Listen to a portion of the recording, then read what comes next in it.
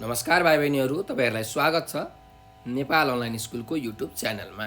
हाम्रो च्यानलमा कक्षा नर्सरीदेखि मास्टर्ससम्मका सबै सब्जेक्टका सबै भिडियोहरू उपलब्ध छन्। तपाईँहरूले युट्युबमा गएर अथवा फेसबुकमा गएर नेपाल अनलाइन स्कुल भनी सर्च गरी हाम्रो भिडियोहरू हेर्न सक्नुहुनेछ र हाम्रो भिडियोलाई लाइक, सब्सक्राइब र सेयर गरेर नेपाल अनलाइन स्कुलको सहयोगी हात बनिदिनुहोला भनेर विनम्र अनुरोध गर्दछु। सधैँ चाहिँ म खेमराज ढकाल हजुरहरूको अगाडि उपस्थित भइसकेको छु र आज म तपाईँहरूलाई कक्षा 7को नेपाली विषयको पाठ 1 अन्तर्गतको यो परिचय भन्ने जुन कविता छ, यो कविता चाहिँ सुनाउन गइरहेको छु। अब यो कविता चाहिँ हजुरहरू पनि म सँगसँगै सस्वर वाचन गर्नुहोला। अब यो कविताको शीर्षक छ परिचय, होइन? परिचय भनेको के हो त? जस्तो तपाईँको परिचय के हो भन्दा तपाईँ आफ्नो नाम भन्नुहुन्छ नि, तपाईँ कस्तो मान्छे हो, तपाईँ कहाँ बस्नुहुन्छ, तपाईँ के गर्नुहुन्छ, तपाईँको विशेषता के हो। यो जुन कविता छ परिचय, यो कवितामा पनि नेपालीहरूको चाहिँ गाथाहरू, नेपालीहरूको विशेषताहरू चाहिँ कवि सिद्धिचरण श्रेष्ठले एकदम सुन्दर ढङ्गले प्रस्तुत गर्नुभएको छ, होइन? यस कविताका लेखक कवि सिद्धिचरण श्रेष्ठ हुनुहुन्छ। उहाँले नेपाली साहित्यमा धेरै कविताहरू, धेरै साहित्यहरूको रचना गरेर चाहिँ नेपाली साहित्यलाई ऋण लगाउनु भएको छ, है। अब यो जुन परिचय भन्ने कविता छ, यो कविता हामी वाचन गरौँ अनि यसको अन्त्यमा यसको भाव के हो त त्यस विषयमा हामी छलफल गर्छौँ, है त। अब हेर्नुहोस्, यो परिचय भन्ने कविता चाहिँ यो एउटा छन्द छ, मन्दाक्रान्त छन्द हो। त्यो छन्दमा लेखिएको छ। मन्दाक्रान्त छन्दमा के गरिन्छ भने 4वटा अक्षरमा, सुरुको 4वटा अक्षरमा यहाँ चाहिँ विश्राम गरिन्छ, फेरि 6 अक्षरमा विश्राम गरिन्छ र अन्तिममा 7 अक्षरमा विश्राम गरिन्छ। यसरी चाहिँ लयबद्ध तरिकाले वाचन गर्नुपर्छ। जस्तो कि म तपाईँलाई देखाउँछु, सुन्नुहोस् है त। दाइरो नेपाली हुँ कठिनगिरीमा चढ्नलाई सिपालु, बैरी नै होस् तर छु बहुतै दिनमाथि दयालु, तातो रातो रगत रिपुको पिउन हरदम तयार, मेरो मेरो प्रिय कुकुरियो हेर भई होसियार, शिक्षा मेरो जगत भरको गर्नु रक्षा सदैव, दीक्षा यही हो परहित गरौँ आखिरी श्वाससम्म, ज्वालादनकोश दन दन जहाँ मृत्यु ल्याई फुकेको, अत्याचारी यदि छ त कहीँ माथ नै ताक्छु त्यसको, ड्याङ ड्याङ डुङ डुङ गरी प्रलयको मेघबाजा बजाई, कालो नीलो गगन भरको दैत्य आकार ल्याई, रोकुन बाटो रिपुहरू मिली केही सङ्कोच मान्न, आत्मा मेरो अमर छ बुझ्यौ अस्त कहिल्यै म हुन्न,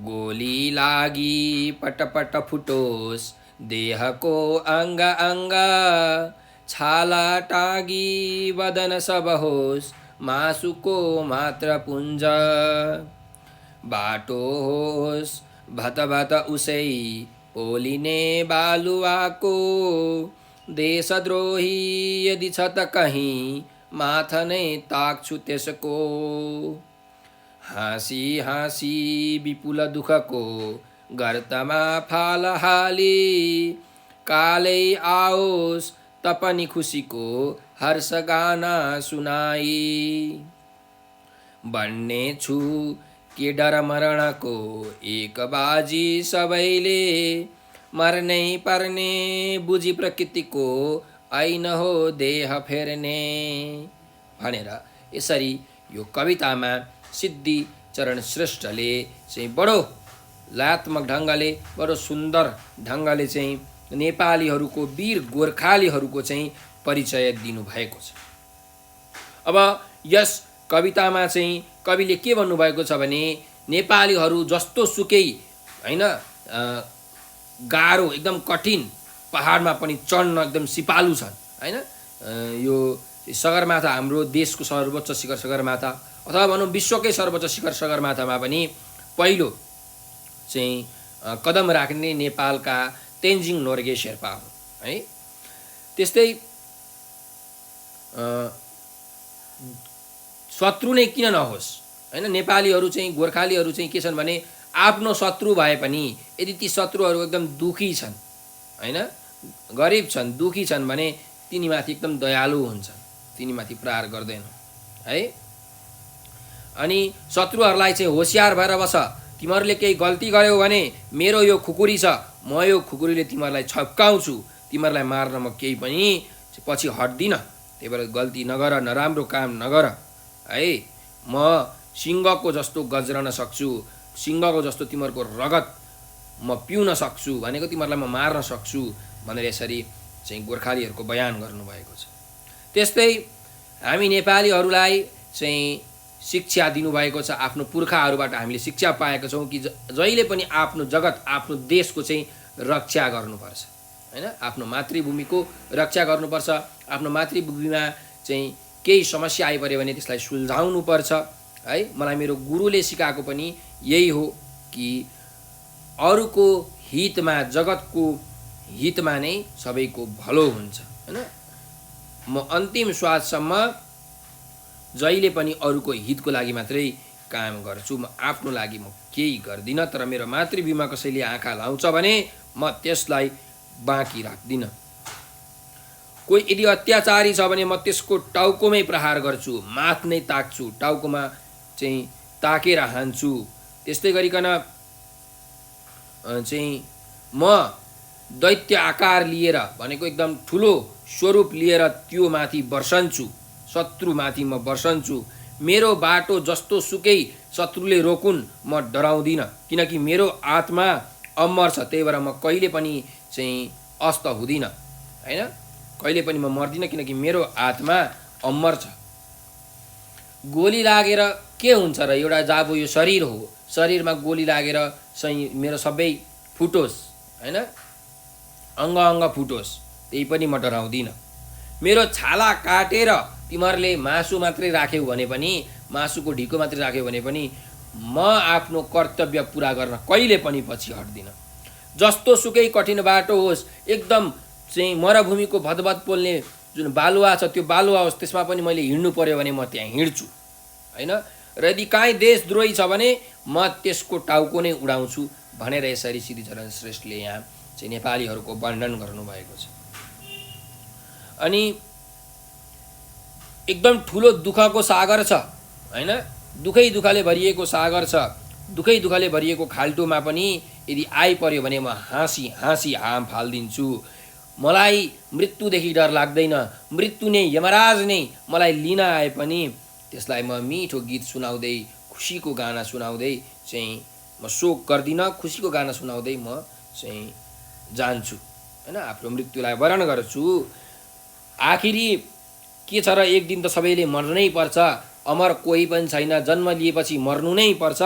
त्यसैले यो नियम मैले बुझेको छु, आखिरी एक दिन जसरी पनि मर्नै पर्छ, आफ्नो मातृभूमिको लागि मर्न पाए त्यो भन्दा ठुलो खुसी अरू के हुन्छ भनेर यसरी चाहिँ कवि सिद्धिचरण श्रेष्ठले बडो सुन्दरतापूर्वक नेपालीहरूको, वीर गोर्खालीहरूको गाथा गाउनु भएको छ। तपाईहरूले सुन्नुभएको होला कथा हैन, अमरसिंह थापा, बलभद्र कुँवर, भक्ति थापा जस्ता वीर गोर्खालीहरूले चाहिँ उनीहरूको साहस परिश्रमले गर्दा नै नेपालीहरू अरू कुनै देश सामु झुकेनन् हैन। अङ्ग्रेज सरकारसँग कति वर्ष युद्ध भयो, त्यस्तै पृथ्वीनारायण शाहले पनि एकीकरण गर्दा कतिसँग युद्ध गरे है। नेपालीहरू चाहिँ एकदम बलवान छन्, शक्तिशाली छन्, उनीहरूको आत्मा अमर छ, उनीहरू केहीदेखि पनि डराउँदैनन्, आफ्नो मातृभूमिको रक्षा गर्न उनीहरू कहिले पनि पछि हट्दैनन् भनेर यसरी यो कवितामा भनेको छ।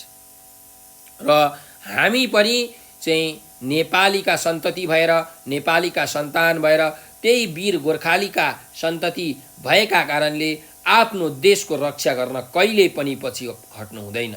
आफ्नो देशमा, आफ्नो ठाउँमा केही किसिमको समस्या आयो भने त्यसलाई बडो वीरतापूर्वक सुल्झाउनुपर्छ, कहिल्यै पनि हार मान्नु हुँदैन भन्ने शिक्षा हामी यस कविताबाट पाउँछौँ।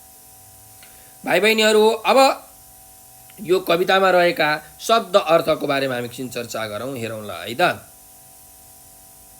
यहाँ हेर्नुहोस् त, गिरी भनेको छ। गिरी भनेको के हो? गिरी भनेको पहाड पर्वत होइन, ठुल्ठुलो हिमालहरूलाई हामी गिरी भन्छौँ है। यो गिरी भनेको तत्सम शब्द हो, संस्कृतबाट आएको शब्द हो, हामी त्यति प्रयोग गर्दैनौँ होइन, तर हामी पहाड पर्वत भन्दा यसरी चाहिँ के गर्छौँ, प्रयोग गर्छौँ। त्यस्तै अर्को छ बैरी। बैरी भनेको के हो त भन्दाखेरि हाम्रो शत्रुहरूलाई हामी बैरी भन्छौँ होइन। हाम्रो कुभलो चिताउने जो मान्छे छन् तिनीहरूलाई हामी बैरी भन्छौँ, शत्रुहरू है। ल अर्को शब्दमा जाउँ, दिन भनेको छ त। दिन यो दीर्घ दिन छ, हेर्नुहोस् है, ह्रस्व दिन होइन, दीर्घ इकार भएको दिन छ। यो भनेको चाहिँ के भन्दा एकदम दुखी गरिबहरू असहायहरूलाई हामी के भन्छौँ, दिन भनेर भन्छौँ, दिन दुखी होइन।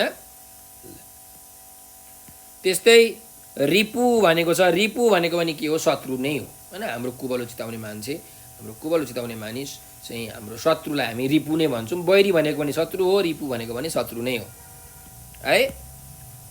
अनि अर्को छ हरदम। हरदम भनेको म जहिले पनि रेडी छु, एकदम सधैँ, जहिले भनेको के हो त? हरदम हो है।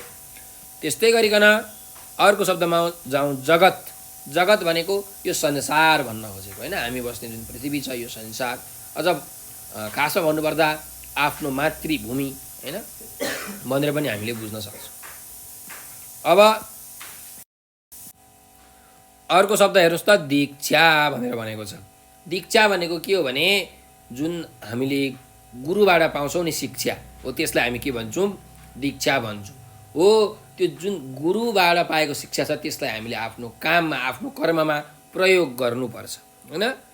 यो शिक्षालाई उपयोग गर्न गुरुबाट प्राप्त भएको जुन उपदेश छ, जुन आदेश छ, जुन शिक्षा छ त्यसलाई नै हामी दीक्षा भनेर भन्छौँ है। ल अर्को जाउँ, परहित भनेको छ। पर भनेको अरूको, हित भनेको राम्रो काम गर्नु होइन, अरूको लागि राम्रो काम गर्नु, अरूको भलाइको लागि काम गर्नुलाई हामी के भन्छौँ? परहित भन्छौँ, अर्काको भलाइ। ल त्यस्तै ज्वाला भनेको छ त। ज्वाला भनेको के हो त भन्दाखेरि आगो हो है। आगोको जुन लपको छ, ठुलो आगो बल्छ नि, दन्दनी हो, त्यसलाई हामी भन्छौँ ज्वाला। ल अर्को शब्दमा जाउँ, माथ भनेको छ। माथ भनेको चाहिँ हाम्रो शिर, हाम्रो टाउको होइन, हाम्रो शरीरमा भएको सबैभन्दा माथिको भाग माथ हो है, हाम्रो शिर अथवा हाम्रो टाउको भनेर भन्न खोजेको हो। त्यस्तै अर्को छ प्रलय भनेको छ। प्रलय भनेको चाहिँ एकदम विध्वंस होइन, सर्वनाश गर्नु, संहार गर्नु, विध्वंस गर्नुलाई प्रलय भनेर भनिन्छ।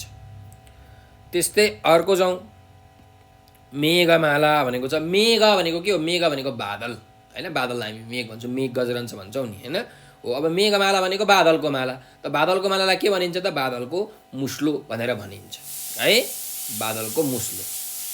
अर्को जाउँ, अर्को शब्द छ गगन भनेर। अब गगन भनेको के हो त? हामीलाई थाहा छ त, आकाश। आकाशलाई हामी के भन्छौँ? गगन भनेर भन्छौँ है। यो पर्यायवाची शब्द हो आकाशको। त्यस्तै अर्कोमा जाउँ, दैत्य आकार भनेको छ। दैत्य भनेको के हो त? दैत्यलाई राक्षस भन्छौँ होइन, राक्षसहरू कस्तो ठुलो हुन्छन् होइन हो। अब आकार भनेको चाहिँ अब स्वरूप, एक प्रकारको स्वरूपलाई हामी आकार भन्छौँ भने चाहिँ राक्षसी आकार अथवा एकदम ठुलो स्वरूप, डरलाग्दो स्वरूपलाई हामी दैत्य आकार भन्छौँ होइन। अब कसैले नराम्रो काम गऱ्यो भने नेपालीहरू चाहिँ एकदम डरलाग्दो स्वरूपमा चाहिँ उनीहरूमाथि गजरन्छ होइन, उनीहरूमाथि जाइ लाग्छ। ल अर्को जाउँ, सङ्कोच भनेको छ। सङ्कोच भनेको के हो भने त भन्दाखेरि एउटा केही कुराको अप्ठ्यारो मान्नु होइन, एउटा हिचकिचाहट भनेर भनिन्छ, त्यसलाई हामी सङ्कोच भनेर भन्छौँ है। अर्को जाउँ, अमर। त अमर भनेको त थाहा छ, हेर्नुहोस्, अमर, मर भनेको मर्ने, अमर भनेको कहिले नमर्ने होइन, जो कहिले पनि मर्दैन त्यसलाई हामी अमर भन्छौँ है। अनि अर्को छ अस्त भनेको छ। अस्त भनेको के त? अस्ताउने काम होइन, सूर्य जहिले पनि पश्चिममा अस्ताउँछ नि होइन।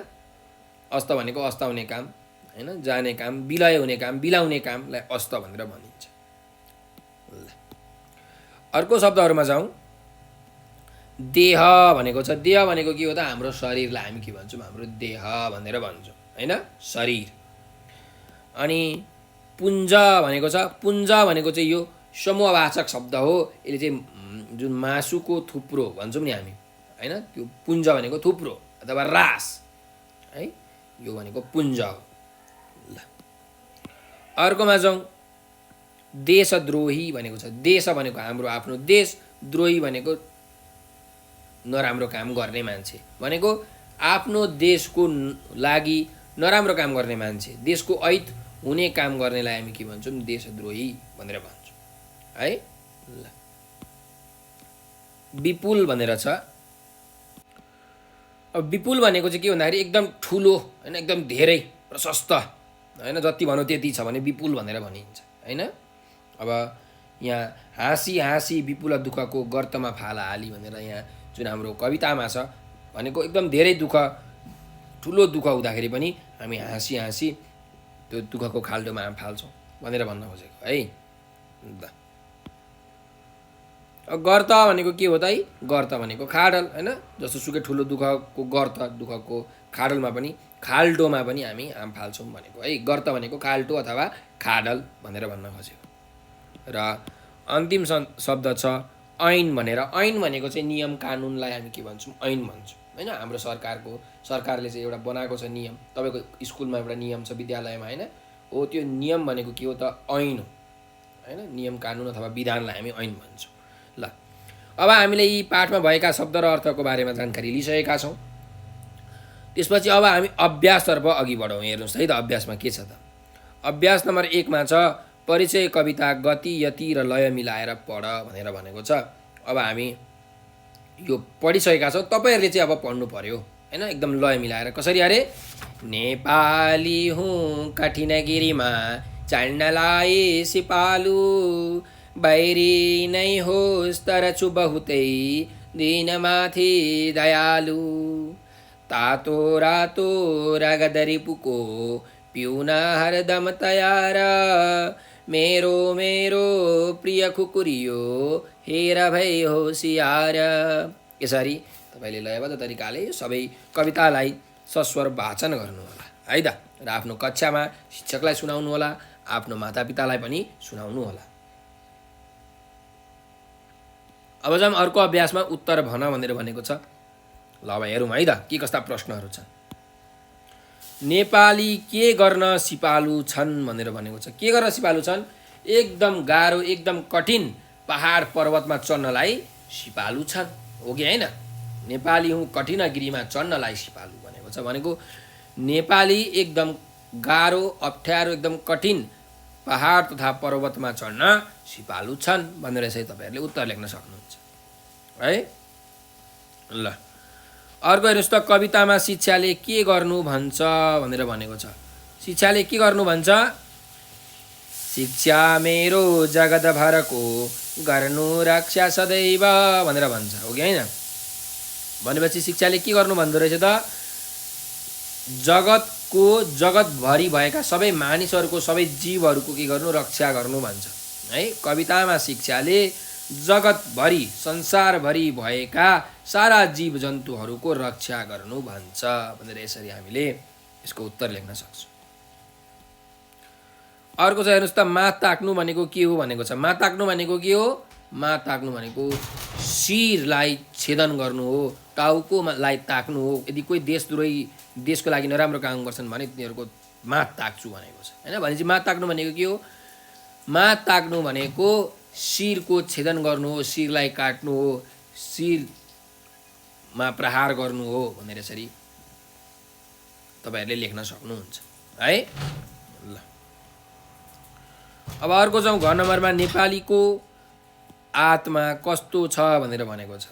आत्मा मेरो अमर छ बुझ्यौ हस्त कहिल्यै हुन्न भनेर भनेको छ। भन्नुको मतलब आत्मा कस्तो छ त, नेपालीको आत्मा एकदम अमर छ है। नेपालीको आत्मा अमर छ भनेर यसरी हामीले उत्तर लेख्न सक्छौँ।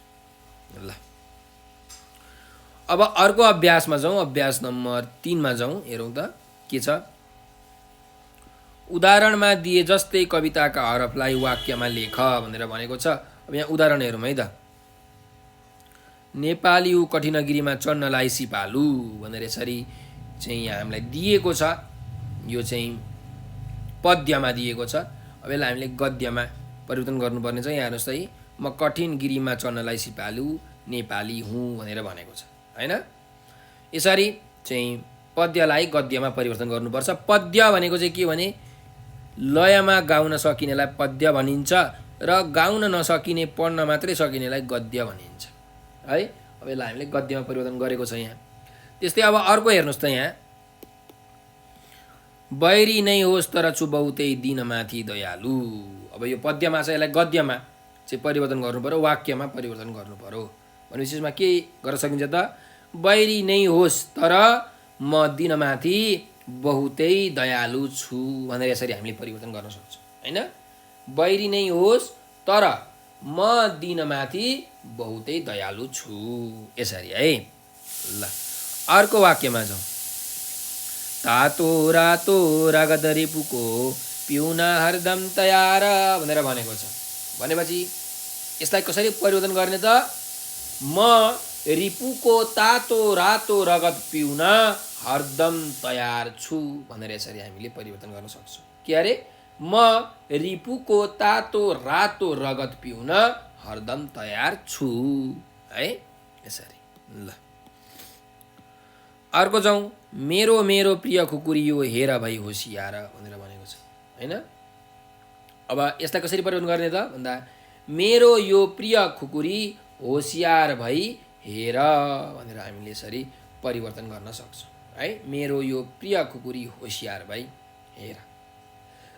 ल अब यी जुन मैले तपाईँहरूलाई भने हैन, यो कवितांशहरूलाई, कविताका हरफहरूलाई वाक्यमा परिवर्तन गर्नु भनेर यो तपाईँहरूले लेख्नुहोस् है त। अनि आफ्नो शिक्षकलाई त तपाईँले देखाउनै पर्यो। अब जाउँ अर्को अभ्यासमा। अभ्यास छ अभ्यास नम्बर 4। हेर्नुहोस् त, ल उत्तर लेख भनेर भनेको छ। अब हामीले यसको उत्तर लेख्नु पर्यो। क नम्बरको प्रश्न छ, हेर्नुहोस् त, कविले नेपालीको परिचय कसरी दिएका छन् भनेर भनेको छ। कसरी दिएका छन् त कवितामा यो नेपालीको परिचय भन्दा, नेपालीहरू कोहीदेखि पनि डराउँदैनन् है। आफ्नो देशमा यदि समस्या आइपरेको छ भने चाहिँ बडो मेहनतका साथ, परिश्रमका साथ हैन, आफ्नो कर्ममा चाहिँ लागेर, कर्मशील भएर, कर्मठ भएर चाहिँ त्यो जुन समस्यालाई उनीहरूले सुल्झाउँछन्। नेपालीहरू कोहीदेखि पनि डराउँदैनन्, जस्तो सुकै पर्वतमा पनि चढ्न एकदम सिपालु छन्, गरिब दुखीमाथि एकदम दयालु छन्।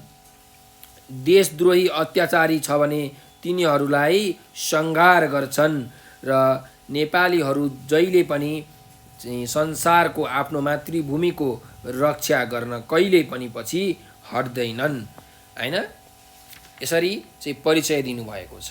कसले त, कवि सिद्धिचरण श्रेष्ठले।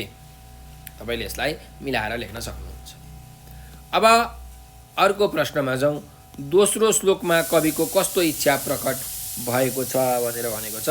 अब दोस्रो श्लोकमा कस्तो इच्छा प्रकट भएको छ हेर्नुहोस् त, शिक्षा मेरो जगतभरको गर्नु रक्षा सदैव, दीक्षा यही हो परहित गरौँ आखिरी श्वाससम्म, ज्वाला दनकोष दन दन जहाँ मृत्यु ल्याइ फुकेको, अत्याचारी यदि छ त कहीँ माथा नै ताक्छु त्यसको भनेर भनेको छ। भनेपछि दोस्रो श्लोकमा कविले चाहिँ के भन्नुभएको छ भने, यो मेरो चाहिँ शिक्षा हो हैन, मलाई मेरो गुरुले सिकाउनु भएको छ कि जहिले पनि संसारको चाहिँ रक्षा गर्नुपर्छ, अरूको हितको लागि आफ्नो अन्तिम श्वाससम्म लड्नुपर्छ। जस्तो सुकै अवस्था होस् है, दन्दन बल्ने आगोको ज्वाला किन नहोस्, यदि त्यहाँ हाम फाल्नु परेछ, आफ्नो देशको लागि हाम फाल्नु परेछ भने म हाँसी हाँसी हाम फालिदिन्छु, र कोही यदि अत्याचारी छ भने म त्यसको टाउको नै उडाउँछु, शिर नै म उडाउँछु भनेर यसरी कविले आफ्नो इच्छा दोस्रो श्लोकमा प्रकट गर्नुभएको छ हैन। तपाईँले यसलाई यसरी लेख्न सक्नुहुन्छ। अर्को जाउँ। कवितामा कुन कुन उद्देश्य पुरा गर्न मात ताक्ने कुरा गरिएको छ भनेर भनेको छ। अब कुन कुन उद्देश्य पुरा गर्न त भन्दाखेरि, यदि कोही अत्याचारी छ भने त्यो अत्याचारीको संहार गर्न, कोही देशद्रोही छ भने त्यो देशद्रोहीलाई संहार गर्न, सिद्ध्याउन मार्न चाहिँ तिनीहरूको माथ ताक्ने कुरा गरिएको छ भनेर यसरी हामीले यसको उत्तर लेख्न सक्छौँ है त। ल अब अर्को जाउँ। परिचय कविता पढ्दा तिमीलाई राम्रा लागेका कुराहरू के हुन् भनेको छ। अब तपाईँलाई के कुरा राम्रो लाग्यो त है त। अब यहाँ नेपालीहरूको चाहिँ वर्णन, गोर्खालीहरूको वीरताको चाहिँ यहाँ व्याख्या गरिएको छ। अब मलाई त सबै कुरा राम्रो लागेको छ, हो कि होइन। अब तपाईँलाई चाहिँ कस्तो कस्तो कुराहरू चाहिँ राम्रो लाग्यो त त्यो तपाईँले लेख्न सक्नुहुन्छ होइन। अब तपाईँले कसरी लेख्न सक्नुहुन्छ भने परिचय कविता पढ्दा मलाई नेपालीहरू चाहिँ अत्यन्त वीर छन् होइन। नेपालीहरू आफ्नो देशमा चाहिँ आइलाग्ने माथि जाइ लाग्छन्, कोहीदेखि डराउँदैनन् होइन। मृत्यु नै आए पनि मृत्युलाई हाँसी हाँसी उनीहरूले वर्णन गर्छन्। अत्याचारी देशद्रोहीको शिर नै उडाउने गरिकन साहस गर्छन्। कोही शत्रुहरू छन् भने ती शत्रुहरूको संहार गर्न कहिले पनि पछि हट्दैनन्। आफ्नो स्वरूपलाई चाहिँ एकदम डरलाग्दो स्वरूप लिएर चाहिँ शत्रुमाथि जाइ लाग्छन् है। जस्तो सुकै दुःख कठिनाइमा पनि चाहिँ नेपालीहरू खाल्डोमा, दुःखको खाल्डोमा हाम फाल्न पछि हट्दैनन्। यस्ता कुराहरू चाहिँ मलाई राम्रो लागेको छ भनेर तपाईँहरूले लेख्न सक्नुहुन्छ है। ल अब परिचय कविताबाट प्राप्त हुने मूल सन्देश के हो भनेर भनेको छ। अब के सन्देश हामीले प्राप्त गर्यो भन्दाखेरि नेपालीहरू एकदम वीर धीर छन् है। वीरताका खानीहरू नेपालीहरू हुन्। हाम्रो इतिहासमा नेपालीहरू कहिल्यै पनि कोहीसँग पनि झुकेनन्, कोही सामु पनि घुँडा टेकेनन्। आफ्नो वीरताले गर्दा उनीहरू संसारभरि प्रसिद्ध भए। उनीहरूले नेपाललाई संसारभरि प्रसिद्ध बनाए। संसारका सबै मानिसले नेपाललाई चिन्ने चाहिँ उनीहरूले काम गरे र हामीले पनि त्यस्तै चाहिँ आफ्नो पुर्खाहरूको नामलाई राखिराख्नको लागि, आफ्नो देश र मातृभूमिलाई बचाउनको लागि यदि आइपरेको खण्डमा त्यस्तै हाम्रो पुर्खाहरू जस्तै, हाम्रो वीर गोर्खालीहरू जस्तै साहस देखाउनुपर्छ, वीरता देखाउनुपर्छ। कहिले पनि चाहिँ आफ्नो देशको भलाइको काम गर्न कहिले पनि पछि हट्नु हुँदैन भन्ने सन्देश यस कविताबाट पाएँ भनेर तपाईँहरूले लेख्न सक्नुहुन्छ है। ल अब यो जुन मैले प्रश्नहरूको उत्तर भने यो तपाईँहरूले चाहिँ राम्रो ध्यानपूर्वक सुन्नुहोस्, बरु भिडियोलाई अगाडि गर्दै सुन्नु होला र चाहिँ आफ्नो कापीमा उतार्नु होला है त। अब अर्को अभ्यासमा जाउँ। अर्को अभ्यास छ त भाव विस्तार गर। अब यहाँ हामीलाई चाहिँ एउटा श्लोक दिएको छ, हेर्नुहोस् त के छ। शिक्षा मेरो जगतभरको गर्नु रक्षा सदैव, दीक्षा यही हो परहित गरौँ आखिरी श्वाससम्म भनेर भनेको छ। अब यसले भन्न खोजेको कुरा के हो त, यसलाई चाहिँ मिलाएर तपाईँले लेख्नु पर्यो। अब यसले के भन्न खोजेको हेर्नुहोस् त। भाव विस्तार गर भनेको छ, भनेको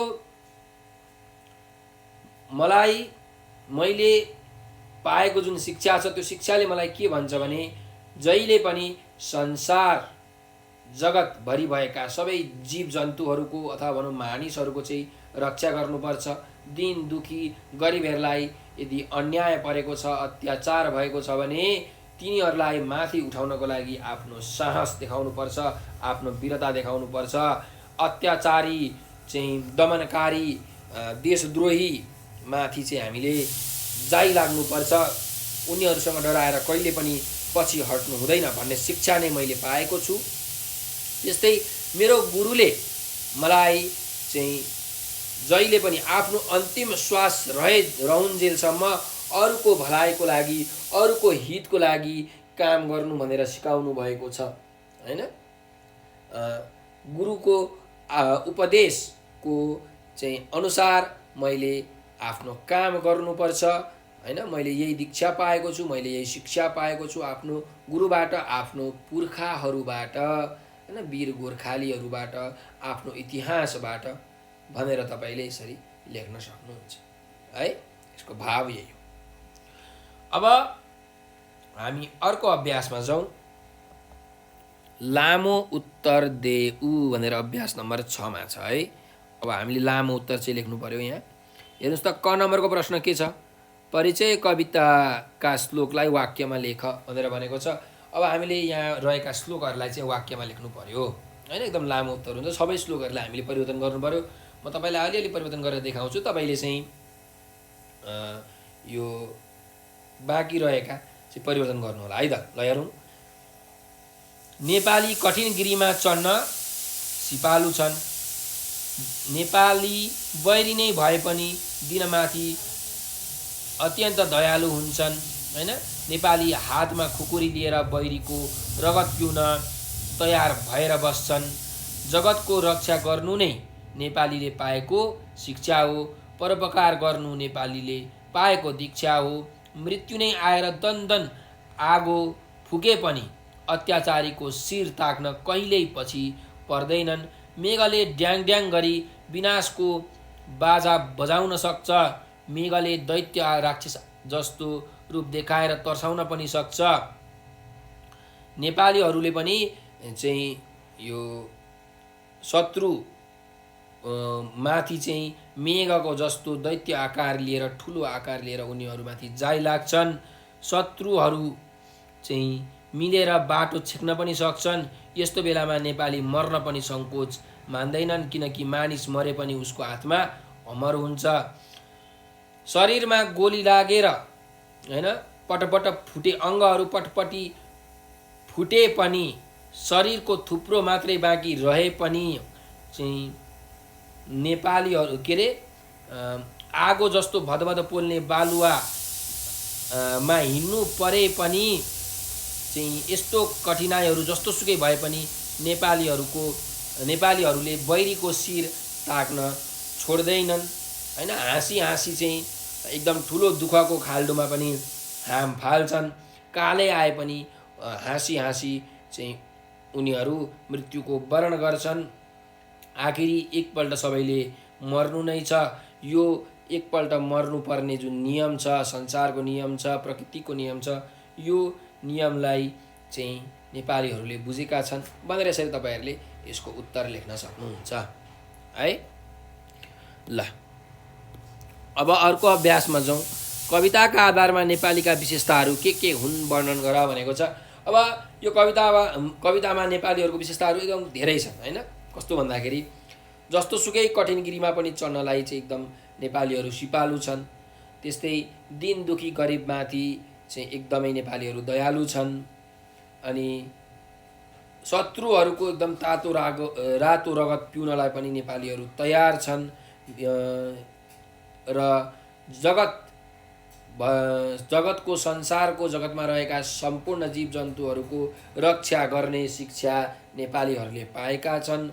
आफ्नो अन्तिम श्वाससम्म पनि चाहिँ अरूको हितको लागि नेपालीहरूले काम गर्छन्। अत्याचारी यदि कोही छन् भने तिनीहरूको माथ नै ताक्छन् होइन। त्यस्तै कसैले नराम्रो काम गर्यो भने चाहिँ यो बादलको जस्तो होइन दैत्य स्वरूप लिएर ड्याङ ड्याङ डुङडुङ गर्दै शत्रुमाथि जाइलाग्छन्। शत्रुहरूले बाटो छेके पनि सङ्कोच नमानिकन तिनीहरूमाथि प्रहार गर्छन्, तिनीहरूलाई संहार गर्छन् होइन। यी सबै नेपालीका के हुन् त विशेषताहरू हुन्। हाँसी हाँसीकन चाहिँ यो जस्तो सुकै दुःखको खाल्डोमा पनि हाम फाल्छन्। आखिरी एकचोटि सबैले मर्नुपर्ने नै छ। यो मर्नुपर्ने जुन प्रकृतिको नियम छ, यो नियम चाहिँ नेपालीहरूले बुझेका छन् होइन। यी सब चाहिँ के हुन् त नेपालीहरूको विशेषता हो होइन। गोली लागे पनि चाहिँ छालालाई काटेर मासु मात्रै रहे पनि, बालुवा बदबद पोल्ने बालुवाको जुन बालुवामा हिँड्नु परे पनि चाहिँ उनीहरू जस्तो सुकै कठिनाइमा पनि चाहिँ हिँड्न सक्छन्, बस्न सक्छन्, बाँच्न सक्छन् भन्ने चाहिँ नेपालीहरूको विशेषता हो होइन। यो कुराको जो वर्णन चाहिँ यो कवितामा गरिएको छ। ल अब हाम्रो यो जुन बोधका जुन प्रश्न उत्तरहरू छन्, यी अभ्यासहरू छन् हामीले गरिसकेका छौँ। अब हामी शब्द भण्डारतर्फ अघि बढौँ। हेरौँ है त। तल्लो हरफका उही अर्थ हुने शब्दसँग जोडा मिलाई कापीमा लेख भनेको छ। अब यो पर्यायवाची शब्दहरू चाहिँ हामीले जोडा मिलाएर आफ्नो कापीमा लेख्नुपर्ने छ है। ल हेरौँ। जस्तो यहाँ दिएको छ गिरी भनेको पहाड रहेछ है। त्यस्तै अब दिन भनेको के हो त? दिन भनेको दुखी है, दिन भनेको गरिब दुखीलाई दिन भनिन्छ। त्यस्तै माथ भनेको के हो त? माथ भनेको शिर होइन, टाउको। अनि देह भनेको के हो त? देह भनेको शरीर होइन, हाम्रो शरीरलाई हामी देह भन्छौँ हो। त्यस्तै गरिकन बदन भनेको के हो त? बदन भनेको मुख है, पक्नुहोस्, बदन भनेको यहाँ मुख। अनि हित भन्ने शब्दको अर्थ के हो त? उस्तै अर्थ दिने शब्द हित भनेको भलाइ, र गगन भन्ने शब्दको अर्थ के हो? यो गगन भनेको आकाश है। यसरी तपाईँहरूले उही अर्थ आउने शब्दहरूसँग जोडा मिलाउनुहोस्। त्यस्तै अब अर्को अभ्यास छ, हेर्नुहोस् त। तल्लो हरफका विपरीतार्थी शब्दसँग जोडा मिलाई कापीमा लेख भनेर भनेको छ। अब यो जोडा मिलाएर कापीमा लेख्नु पर्यो। हेर्नुहोस् त, यहाँ बैरी छ। बैरी भनेको के रहेछ त? बैरीको उल्टो अर्थ मित्र। बैरी भनेको शत्रु, शत्रुको उल्टो अर्थ मित्र हो। यहाँ यो बैरी छ, यो बैरीको उल्टो अर्थ के हो? यहाँ मित्र भनेर भनेको छ। त्यस्तै अर्कोमा जाउँ। मृत्यु भन्ने शब्द छ त। मृत्युको उल्टो अर्थ के हुन्छ त? मृत्युको उल्टो अर्थ जन्म है, जन्म। यसरी त्यस्तै अर्को शब्द हेर्नुहोस् के छ यहाँ? हर्ष भन्ने शब्द छ हो। हर्ष भनेको चाहिँ एकदम खुसी हुनुलाई हर्ष हुनु भन्छन् होइन, हर्षित हुनु भन्छन्। त्यसरी हर्षको उल्टो अर्थ के हुन्छ त? दुखी हुनु अथवा एकदम शोक प्रकट गर्नुलाई के भन्छन्? दुःख भन्छन् है। हर्षको यो चाहिँ के हो त? उल्टो अर्थ दिने शब्द हो। उल्टो अर्थ के हुन्छ? शोक। हर्षको उल्टो अर्थ शोक। अब अर्को जाउँ। दयालु भनेको छ। दयालु भनेको चाहिँ एकदम दयावान होइन, करुणावान, अरूमाथि दया गर्ने चाहिँ भाव भएकोलाई दयालु भनिन्छ। अब यसको उल्टो अर्थ दिने शब्द के हो त? दयालुको निर्दयी, जो दयै गर्दैन त्यसलाई के भनिन्छ? निर्दयी भनिन्छ। दयालुको उल्टो अर्थ हो निर्दयी। ल, अब अर्को शब्दमा जाउँ। माथ भनेर भनेको छ। माथको उल्टो अर्थ के हो त? माथ भनेको शिर हो, टाउको भनेपछि माथको उल्टो अर्थ हो खुट्टा अथवा भनौँ पाउ होइन। त्यही भएर यसको उल्टो अर्थ हो पाउ। यसरी जोडा मिलाउनु पर्यो। र अन्तिम शब्द छ अस्त भनेर। अस्त भनेको अस्ताउनु होइन, चाहिँ सूर्य जहिले अस्ताउँछ नि त होइन, पश्चिममा गएर बेलुका बेलुका अस्ताउँछ भने चाहिँ अस्तको उल्टो अर्थ के हुन्छ त? उदय, उदाउनु, जाग्नुलाई उदय भनिन्छ। त्यही भएर यसको अर्थ के हो त? अस्तको उल्टो अर्थ उदय। यसरी तपाईँले जोडा मिलाउनु पर्यो है त। ल, त्यसो भए अब हामी अर्को अभ्यासतर्फ अघि बढौँ। अर्को अभ्यास छ, हेर्नुहोस् अभ्यास नम्बर 9 मा। सिपबाट सिपालु र होसबाट होसियार भए झैँ तलका शब्दबाट बन्ने शब्द लेख भनेर भनेको छ। ल हेरौँ है त। जस्तो यहाँ पहिलो शब्द छ इख होइन। अब इखबाट के हुन्छ त? इखबाट इखालु। के हुन्छ अरे? इखालु। त्यस्तै अर्को हेरौँ। बिख छ त, बिखबाट बिखालु होइन, बिखालु। ल, अर्को शब्द जाउँ। लाज भनेको छ भनेपछि लाजबाट लजालु होइन, जो धेरै लजाउँछ त्यसलाई लजालु भनिन्छ। लजालु। दुधबाट के हुन्छ त? दुधालु। दुधै दुध भएको दुधालु होइन। त्यस्तै बैंस भनेर भनेको छ त। बैंसको के हुन्छ त? बैंसालु है, बैंसालु। अर्को जाउँ। हातबाट के हुन्छ त? हातबाट हतियार। के हुन्छ अरे? हातबाट हतियार।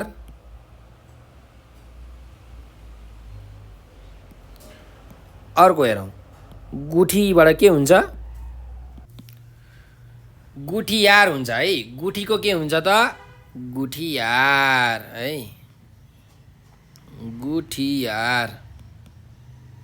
गुठियार भनेको चाहिँ कुनै पनि गुठीको जुन सदस्यका रूपमा रहेका मानिसहरू छन् होइन, गुठीभित्रको व्यक्ति, त्यसलाई हामी भन्छौँ गुठियार भनौँ न, अथवा परिवार भनेर भन्न सकिन्छ।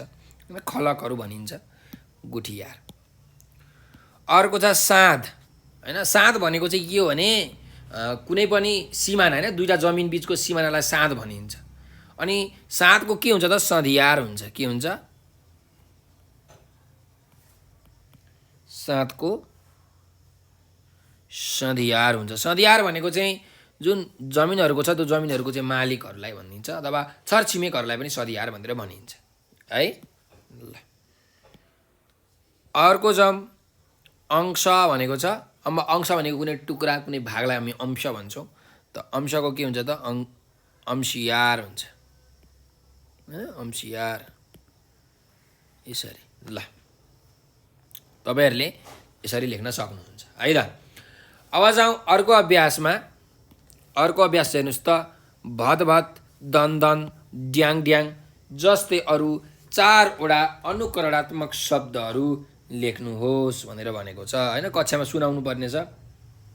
त यस्ता अरू 4 वटा अनुकरणात्मक शब्दहरू के हुन्छन् त। अब अनुकरणात्मक शब्द भनेको के तपाईलाई थाहा छ त। कुनै पनि क्रियाको चाहिँ अवस्था देखाउने शब्दहरूलाई के भन्छौँ हामी अनुकरणात्मक शब्द भनेर भन्छौँ। जस्तो कि भदभद भनेको के हो त भदभद भनेको पोल्नु। दनदन भनेको बल्नु। ड्याङ ड्याङ भनेको के हो त बाजा बजाउनु हो कि हैन हो। अब यस्तै 4 वटा हामीले अरू अनुकरणात्मक शब्दहरू चाहिँ लेख्नुपर्ने छ है त। अब अरू के हुन्छ भन्दाखेरि पटपट भनेर वा हाम्रो यो कवितामा पनि छ है। पटपट फुटोस् भनेर भनिन्छ नि देहको अङ्ग अङ्ग भनेपछि लेख्न सक्नुहुन्छ पटपट हैन पटपट फुट्नु। अरू के हुन सक्छ त टह टह यो पनि अर्को अनुकरणात्मक शब्द हो। टह टह जुन लाग्नु है। त्यस्तै झलमल्ल झलमल्ल के हो त घाम लाग्नु यो पनि अनुकरणात्मक शब्द हो। त्यस्तै धुरु धुरु यो पनि के हो त अनुकरणात्मक शब्द हो। धुरु धुरु रुनु है। अरू पनि हुन्छन् जस्तो कि मुसुक्क हाँस्नु हैन मुसुक्क। अब तपाईहरुले अरू पनि विभिन्न अनुकरणात्मक शब्दहरू व्याकरणमा पढ्नु भएको छ। त्यो तपाईले यहाँ लेख्न सक्नुहुन्छ। अब हामीले 4 वटा भनेको छ हामीले 4 वटा गर्न सक्छौँ। जस्तो कि अब अरू के हुन सक्छ होला त ल भन्नुस् त सलाल हैन सलाला बग्नु हो कि हैन। सुलुलु सुलुलु निल्नु है सुलुलु यसरी है। ल अब तपाईहरुले यो अनुकरणात्मक शब्दहरू त बुझिसक्नु भयो। तपाईहरुले यो लेख्न सक्नुहुन्छ है। अब अर्को अभ्यासमा जाउँ। ठीक शब्द छानेर खाली ठाउँ भर भनेको छ। अब हामीले ठीक शब्द छानेर चाहिँ खाली ठाउँ भर्नु पर्यो। हेरौँ है त क नम्बरमा के छ। हामी नेपालीहरू ड्यास गिरीमा चढ्न सिपालु छौँ। कस्तो गिरीमा कठिन गिरीमा हैन। त्यही भएर यहाँ के हुन्छ त कठिन। त्यस्तै गरिकन अब अर्कोमा जाउँ। अर्को वाक्यमा नेपालीहरूको आत्मा ड्यास छ। कस्तो छ नेपालीहरूको आत्मा अमर छ। के छ अमर छ कहिले पनि मर्दैनन् अमर छ। त्यस्तै अन्तिम वाक्य छ यहाँ हेर्नुस्। गुरुले मलाई शिक्षालाई परहितमा लगाउने ड्यास दिनुभयो। के दिनुभयो दीक्षा दिनुभयो है। त्यही भएर यहाँ के हुन्छ दीक्षा हुन्छ दीक्षा यसरी। ल अब जाउँ हामी अर्को अभ्यासमा। अभ्यास नम्बर 12 छ चाहिँ तलका शब्दहरूलाई अर्थ खुल्ने गरी वाक्यमा प्रयोग गर भनेर भनेको छ। अब हामीले वाक्यमा प्रयोग गर्नु पर्यो है अर्थ खुल्ने गरी। ल हेर्नुहोस् त पहिलो शब्द छ गिरी। गिरी भनेको त तपाईँलाई थाहा छ त पहाड पर्वतहरू होइन। त्यही भएर यसको के वाक्य भन्न सकिन्छ भन्दाखेरि नेपालीहरू जस्तो सुकै कठिन गिरीमा पनि चढ्न सिपालु छन्। यसरी चाहिँ हामीले वाक्य बनाउन सक्छौँ। अर्को छ प्रलय। त प्रलय भनेको के हो भन्दाखेरि विध्वंस विनाश होइन संहारलाई हामी प्रलय भन्छौँ। त्यही भएर यो प्रलयको वाक्य के बनाउन सकिन्छ त भन्दा यसरी आफ्नो मातृभूमिमा हैन केही सङ्कट आइपरेमा नेपालीहरूले चाहिँ शत्रुमाथि प्रलय आउने गरी जाइ लाग्छन्। यसरी हामीले वाक्य बनाउन सक्छौँ है। ल अर्को छ अमर। अमर भनेको कहिले नमर्ने हैन भनेपछि नेपालीहरूको आत्मा अमर छ। यसरी हामीले लेख्न सक्छौँ, वाक्य बनाउन सक्छौँ है। अर्कोमा जाउँ। पुञ्ज भनेर भनेको छ। पुञ्ज भनेको थुप्रो, रास होइन। भनेपछि हामीले यसको के वाक्य बनाउन सक्छौँ त भन्दा शत्रुहरूले होइन नेपालीहरूको छाला काटेर पुञ्ज मात्रै बाँकी राख्दा पनि उनीहरू आफ्नो देश बाट लड्न छोड्दैनन्, आखिरी श्वाससम्म लड्न छोड्दैनन् है। के अरे शत्रुहरूले नेपालीहरूको छाला काटेर पुञ्ज मात्रै बाँकी राख्दा पनि उनीहरू आफ्नो देशका लागि लड्न छाड्दैनन् भनेर यसरी हामीले वाक्य बनाउन सक्छौँ। अर्को जाउँ देशद्रोही। देशद्रोही भनेको चाहिँ देशको भलाइ नगर्ने मान्छे होइन, देशको कुभलो गर्न मान्छे, राम्रो नहोस् भन्ने मान्छेलाई हामी देशद्रोही भन्छौँ। त्यही भएर नेपालीहरू देशद्रोहीको शिर उडाउन कहिल्यै पनि पछि हट्दैनन् भनेर यसरी हामीले वाक्य बनाउन सक्छौँ है। ल मैले उदाहरणको लागि एक एकवटा वाक्य त यहाँ बनाइसकेको छु, तपाईँहरूले यस्तै अरू वाक्यहरू पनि बनाउन सक्नुहुन्छ है। ल अब आज हामीले चाहिँ यो बोधको अभ्यासहरू र शब्द भण्डार गऱ्यौँ। अब यो जुन उच्चारण, हिज्जे र कार्यमूलक व्याकरण छ यो चाहिँ हामी अर्को भिडियोमा गर्ने नै छौँ। त्यतिन्जेलसम्मको लागि मलाई बिदा दिनुहोला र हजुरहरूलाई केही समस्या आइपरेको छ, केही कुरा बुझ्नु भएको छैन, जान्नु भएको छैन भने यो नम्बर टिप्नुहोस् त 9849595895 है। 9845955895 हो यो नम्बरमा तपाईँले भाइबर, टेलिग्राम र व्हाट्सएपमा हामीलाई म्यासेज गर्न सक्नुहुन्छ। त्यस्तै तपाईँहरूले फेसबुक, टिकटक, ट्विटर र इन्स्टाग्राममा पनि नेपाल अनलाइन स्कुल लेखेर सर्च गर्नुहोस् र त्यहाँ हामीलाई फलो गर्नुहोस्। हामीले त एकदम रमाइलो भिडियोहरू, साथसाथै पाठको भिडियोहरू होइन र अतिरिक्त क्रियाकलापहरू, रचनात्मक क्रियाकलापहरू जस्तो कि हाजिरी जवाब प्रतियोगिता, कथा वाचन प्रतियोगिता, कविता वाचन प्रतियोगिता, निबन्ध लेखन प्रतियोगिता जस्ता चाहिँ कार्यहरू हामी तपाईँलाई त्यहाँ गराउँछौँ। तपाईँले त्यो जुन क्रियाकलापमा भाग लिएर चाहिँ उचित उपहार, पुरस्कार जित्नुहुनेछ भन्ने हामीलाई आशा छ। हामीले त्यहाँ उपहारको, पुरस्कारको पनि व्यवस्था गरेको छौँ र हाम्रो भिडियोलाई लाइक, सब्सक्राइब र सेयर गर्न नबिर्सनुहोला। नेपाल अनलाइन स्कुलको सहयोगी हात बनिदिनुहोला भनेर विनम्र अनुरोध गर्दै म आज हजुरहरूबाट बिदा लिन चाहन्छु। हजुरहरूले यो भिडियो अन्तिमसम्म हेरिदिनु भएकोमा हजुरहरूलाई हृदयदेखि धेरै धेरै धन्यवाद। स्वस्थ रहनुहोस्, व्यस्त रहनुहोस्, मस्त रहनुहोस्।